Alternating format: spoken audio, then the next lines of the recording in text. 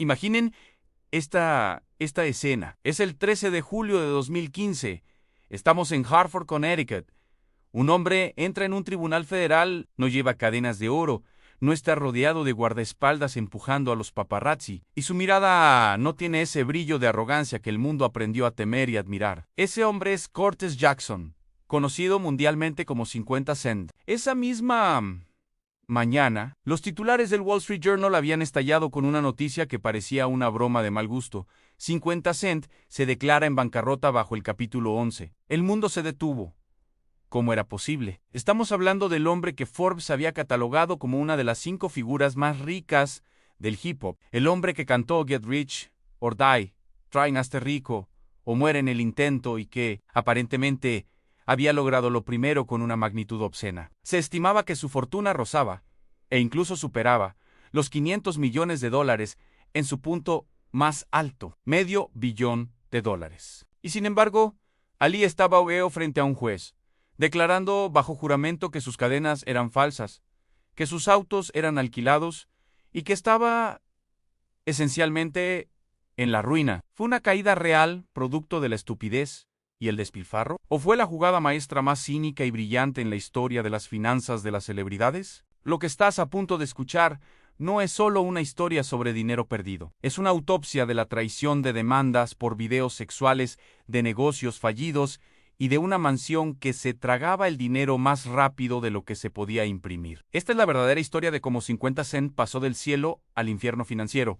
y qué fue lo que realmente sucedió detrás de las puertas cerradas del tribunal. Para entender la magnitud del colapso, primero tenemos que subir a la cima de la montaña. Y vaya que la cima era alta. A principios de la década de 2000, 50 Cent no era solo un rapero, era una fuerza de la naturaleza. Era la definición personificada del sueño americano, distorsionado de recibir 9 disparos en las calles de Queens, a cenar con multimillonarios en Manhattan. Pero el error que comete la mayoría de la gente es pensar que su dinero venía de la música. Claro, vender 12 millones de copias de su álbum debut generó una fortuna, pero eso era solo la propina. Curtis Jackson era un genio del marketing callejero aplicado a las corporaciones globales. Su jugada maestra, la que se estudia en las escuelas de negocios, fue Bite and Water.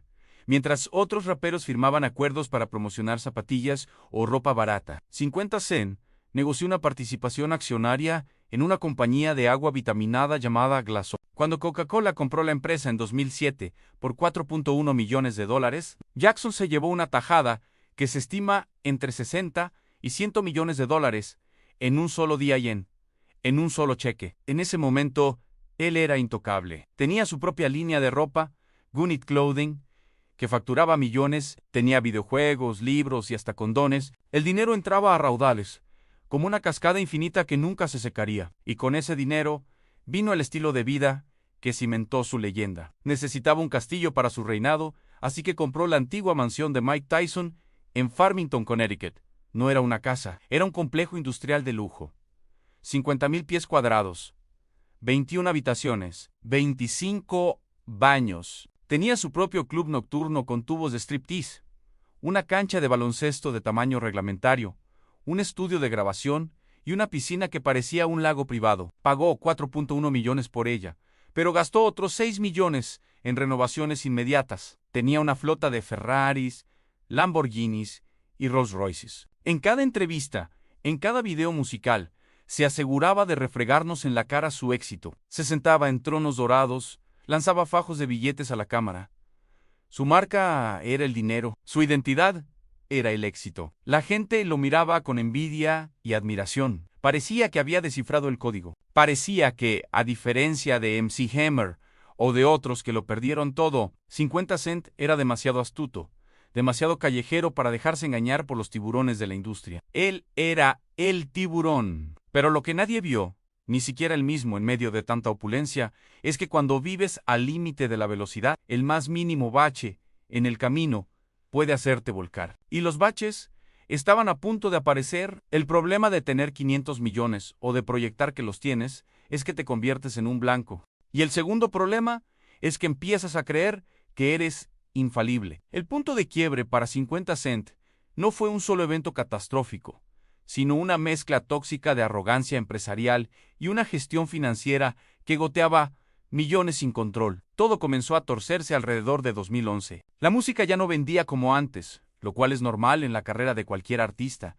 pero los gastos fijos seguían siendo los de una superestrella en su apogeo. Esa mansión en Connecticut, su orgullo y alegría, se convirtió en su primera gran pesadilla. Mantener esa casa costaba alrededor de $70.0 al mes. Solo en jardinería, electricidad y mantenimiento. Eso es casi $1 millón al año, solo para que la casa no se cayera a pedazos, viviera alguien ahí o no. Pero el verdadero detonante, la primera ficha de dominó que cayó, fue un negocio fallido de auriculares. Inspirado por el éxito de Dr. Dre con Beats, 50 Cent quiso replicar la fórmula. Se asoció con una empresa llamada Slick Audio para crear su propia línea, Slick by 50. Parecía el siguiente paso lógico, pero la relación se agrió. 50 Cent, sintiendo que el proceso era lento o que no le estaban dando lo que quería, decidió romper el acuerdo abruptamente entero. No solo se fue, formó su propia compañía, SMS Audio, y lanzó unos auriculares que eran sospechosamente idénticos a los que estaba diseñando con Slick. La arrogancia aquí fue letal. Pensó que podía simplemente pasar por encima de los contratos y de la propiedad intelectual porque era 50 Cent and Slick Audio. No se quedó de brazos cruzados. Lu demandaron, y no fue una demanda pequeña. Tras un arbitraje largo y costoso, un juez determinó que Jackson había robado el diseño y violado secretos comerciales. El golpe fue de más de $17 millones. Para una persona normal, esto es el fin. Para 50 Cent, en teoría, era un golpe duro, pero manejable. Pero aquí es donde entra la teoría del flujo de caja. Puedes tener un patrimonio neto de millones en propiedades y negocios, pero si no tienes liquidez, si no tienes efectivo en el banco para pagar una sentencia de 17 millones mañana por la mañana, estás en problemas. Y mientras él luchaba por pagar esto, cometió el error más visceral, personal y costoso de su vida. Un error impulsado puramente por el ego y la venganza. Si el caso de Slick Audio fue un error de negocios, lo que vino después fue un descenso a la oscuridad moral y legal. En medio de una guerra pública de insultos con el rapero Rick Ross, 50 Cent decidió jugar sucio, muy sucio. Consiguió un video íntimo, una cinta sexual casera, de una mujer llamada Lastonia Leviston. Leviston no era una figura pública, pero tenía una hija con Rick Ross. 50 Cent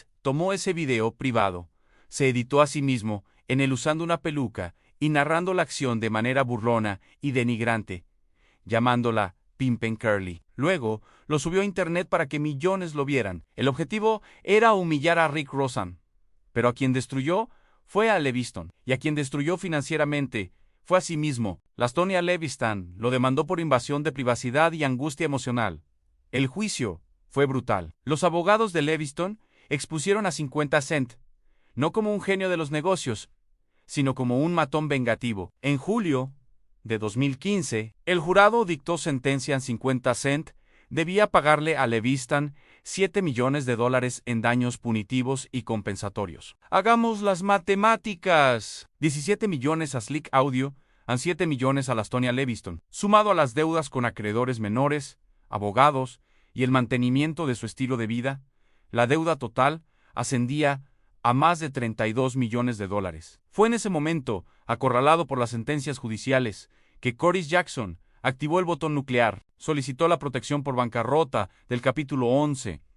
Aquí es donde la historia se vuelve fascinante y patética a la vez. Durante las audiencias de bancarrota, el hombre que rapeaba sobre tener diamantes en sus dientes tuvo que sentarse y decirle al tribunal: es todo una actuación. Testificó que los Lamborghinis en sus videos eran alquilados. Dijo que las joyas que usaba en Instagram eran prestadas o falsas. Cuando el juez le preguntó por una foto reciente, donde aparecía con fajos de billetes de $100, formando la palabra bro quebrado, 50 Cent tuvo que admitir que el dinero era falso, dinero de utilería. Fue una humillación pública calculada. Tenía que convencer al mundo y al juez de que estaba arruinado para evitar pagar la totalidad de esas demandas de inmediato. Sus gastos mensuales salieron a la luz pública en $3.0 en ropa, 1.0 en cuidado personal, 5.0 en jardinería al mes. Mientras tanto, Sus ingresos mensuales declarados no cubrían ni la mitad de eso. El mito del magnate se desmoronaba en documentos PDF legales. El rey de Nueva York estaba desnudo. Entonces, ¿qué pasó después? Terminó 50 Cent viviendo en un apartamento de una habitación en Queens, volviendo a sus orígenes, absolutamente nu. Y aquí es donde entendemos la diferencia entre estar quebrado y estar en bancarrota corporativa. El capítulo 11 no es una liquidación total.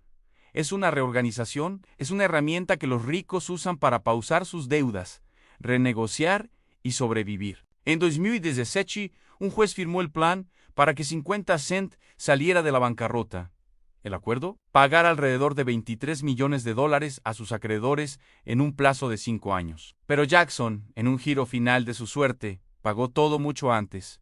¿Cómo? Gracias a otro acuerdo legal millonario, por mala praxis contra sus antiguos abogados y, por supuesto, a que nunca dejó de trabajar. Hoy, 50 Cent ha resurgido. Pero es un hombre diferente. Vendió la maldita mansión de Connecticut, esa que le costaba una fortuna, por solo $2.9 millones. Recuerden, la compró por 4.1 y gastó 6 en renovaciones. Perdió millones ahí, pero se quitó el peso de encima.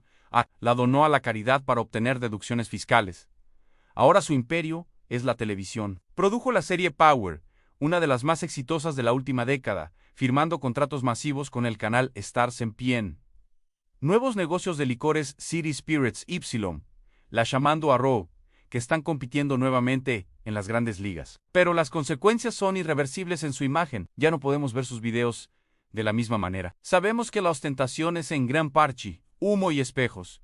Sabemos que su riqueza es vulnerable. Aprendió a la mala que el dinero en efectivo es el rey, y que los activos y líquidos son una trampa mortal cuando tienes enemigos legales.